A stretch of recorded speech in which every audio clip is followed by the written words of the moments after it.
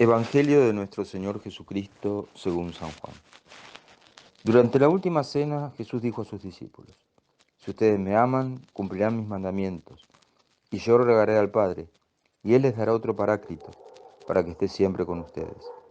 El Espíritu de la verdad, a quien el mundo no puede recibir, porque no lo ve ni lo conoce. Ustedes en cambio lo conocen, porque Él permanece junto a ustedes y estará en ustedes. No los dejaré huérfanos, volveré a ustedes. Dentro de poco el mundo ya no me verá, pero ustedes sí me verán, porque yo vivo y también ustedes vivirán. Aquel día comprenderán que yo estoy en el Padre y que ustedes están en mí y yo en ustedes. El que reciba mis mandamientos y los cumple, este es el que me ama. Y el que me ama será amado por mi Padre, y yo lo amaré y me manifestaré a él. Palabra del Señor. Y el Señor nos habla acerca de varios temas en este Evangelio, acerca del amor, de los mandamientos, del Espíritu. Y en el Evangelio de San Juan siempre, de alguna manera, están rondando los mismos temas, a veces, en este caso del capítulo 14 al 15, y como, digamos, como si fuera, muchas veces se le dice el águila a San Juan, dando vueltas alrededor de los temas, profundizando en círculos acerca de los temas, repitiendo para que estos conceptos estén en nosotros y sean vivenciales en nosotros también, ¿no? Nos habla por un lado acerca de este amor, pero vamos a tomar primero que nos envía el Espíritu Santo para ir por un camino más claro. Nos envía el Espíritu Santo, que es el Espíritu de verdad, que San Juan muchas veces dice Paráclito, el que está al lado, aquel que nos permite penetrar las realidades sobrenaturales, las realidades naturales, que habla a mi corazón para entender más plenamente la palabra de Dios, para entender mi propio corazón, para entender la situación del otro, la realidad del otro. Es decir, ese espíritu me va penetrando los sentidos más profundos. Y en el sentido de la escritura, por ejemplo, Santa Teresita dice que ella se entregaba hay que entregarse, raudo viento del amor de Dios. Y que nunca es demasiado confiar en Dios, pues es tan infinitamente poderoso y tan infinitamente misericordioso. Es decir, vemos como Santa Teresita, desde, por ejemplo, no se preocupen por lo que van a comer, pues el Padre de los cielos se los dará, o mi Padre los cuida como la gallina cuida a los pollitos, o vengan a mí, que los niños dejen que los niños vengan a mí. Es decir, desde todos esos elementos de protección y de confianza, ella que tiene el caminito de la pequeñez, está confiada absolutamente en el Señor. Y por lo tanto,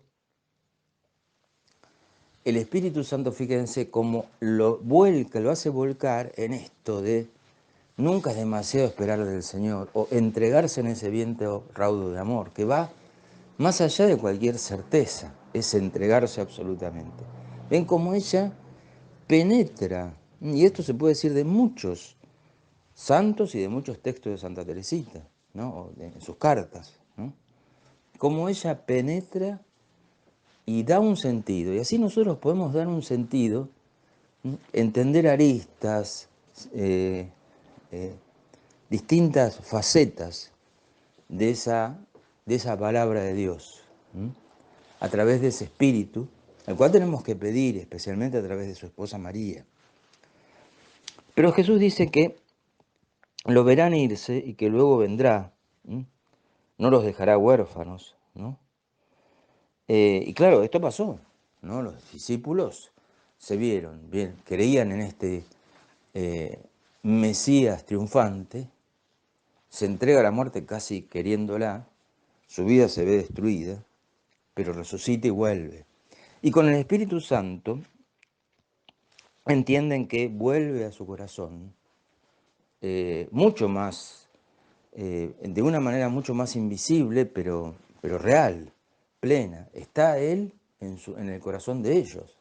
Y eso lo van conociendo a medida que va pasando el tiempo, a medida que el Señor, a medida que se acerca esa venida del Espíritu Santo y ahí plenamente lo tienen en su corazón. También nosotros, para nosotros es así, Él está en nuestro corazón, vive en nuestro corazón, nos acompaña, actúa, nos ilumina, nos da la fuerza, lo vemos, estamos en Él. También permanece en la Eucaristía, ese don infinito de amor que es que Él esté presente ahí. Pero está en nuestro corazón y va actuando, nos acompaña, nos levanta, nos dice las cosas al corazón, ¿no? Juntamente con el Espíritu Santo, juntamente con María. Sabemos que está presente, sabemos que está presente, ¿no? Sabemos que su amor está presente en nosotros y por eso la misa no puede ser un momento solo de paz, me encuentro más plenamente con el Señor. No es algo que, bueno, y después sigo viviendo una vida del mundo. Y eso termina en el amor. Si me aman, guardarán mis mandamientos. Es el amor el que nos lleva al Señor, ¿no? Es decir, es ese amor el que me lleva a mirarlo, a estar con Él. No es solamente el trabajar y no tener ese amor al Señor. O estar trabajando y sirviendo, pero no tener ese amor al Señor. Puedo también decir Señor, Señor, pero no mover un dedo. Nunca servir. Me deshago en esas palabras de amor, pero no pasa la acción, podríamos decir.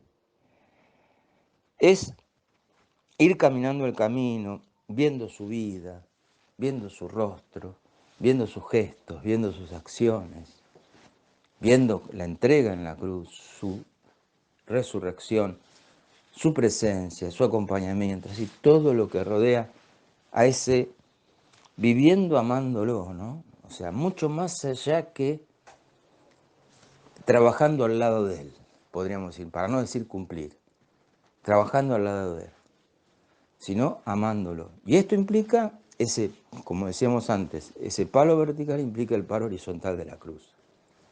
Ir a amar al prójimo, ¿no?